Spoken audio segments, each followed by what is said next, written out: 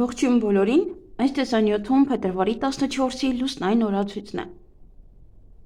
Մինչև առավոտյան շուտ ժամը 08:17 դեռ կլինի լուսնային 26-րդ օրը։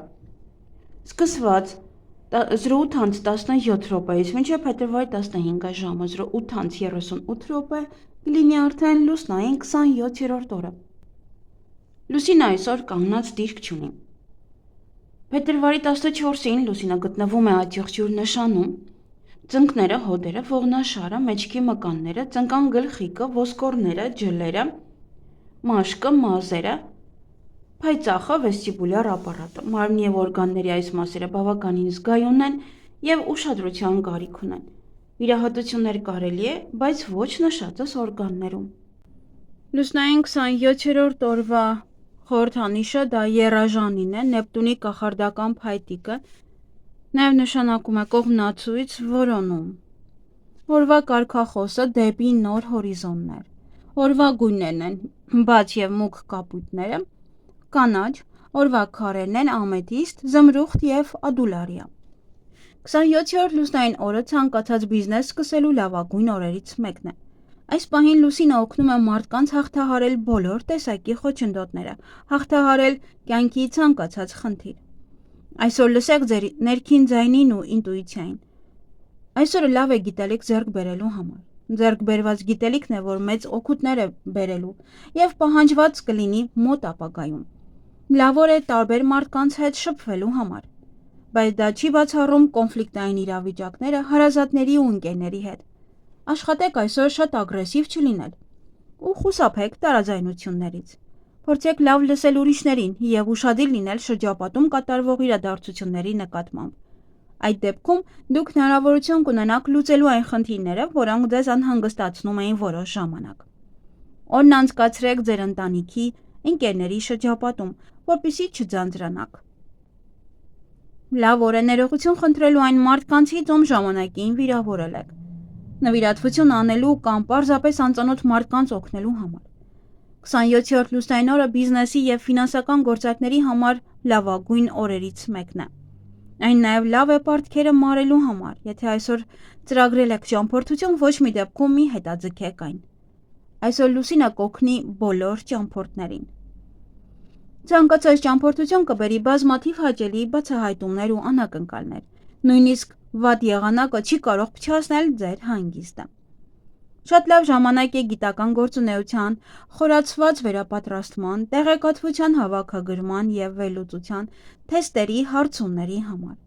Ստեղծագործող մարդիկ այսօր կարող են ոգեշնչման աղբյուր ունենալ, և նրանք կարող են ամբողջությամբ անցնել աշխատանքին։ Այսօր ինտուիցիան և 6-րդ զգայարանը բարձր կլինեն, վստահեք նրանց, և դրանք կօգնեն ձեզ ելք գտնել թվացյալ փակուղուց։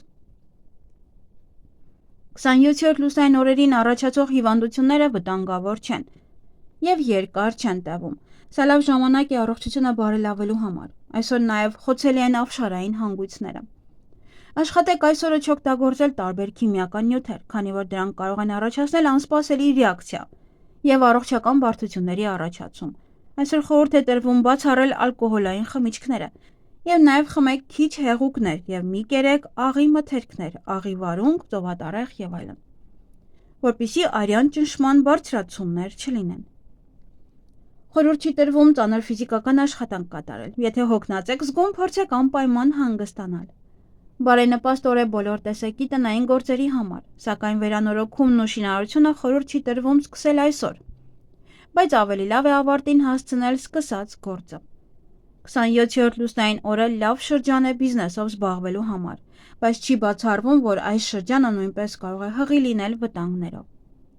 Լավ նայեք ֆինանսական գործարքներին, ուշադիր ուսումնասիրեք փաստաթղթերը, նոր պայմանագրեր կնքելու համար։ Այս լուսնային օրերին բարեգործությանը ուղղված միջոցները ստեղծում են բարենպաստ կարմա և հետագայում վերածվում շահույթի և ոչ միայն հոգևոր, այլև նյութական։ Լուսնային 27-րդ օրը բարենպաստ է ռոմանտիկ ժամադրությունների ու հանդիպումների համար, բայց միայն այն դեպքում, եթե դրանք տեղի են ունենում հանգիստ կամ մեկուսի վայրերում։ Եթե որոշել եք հարսանիք անել 27-րդ լուսնային օրը, ապա հիշեք, որ հարսանիքը պետք է լինի հանգիստ և որքան հանգիստ լինի տոնակատարությունը, այնքան ավելի ամուր կլինի ընտանիքը։ Ընդհանրապես լավ ժամանակ է ընտանիք կազմելու համար, հատկապես հասուն և բարդ զույգերի համար։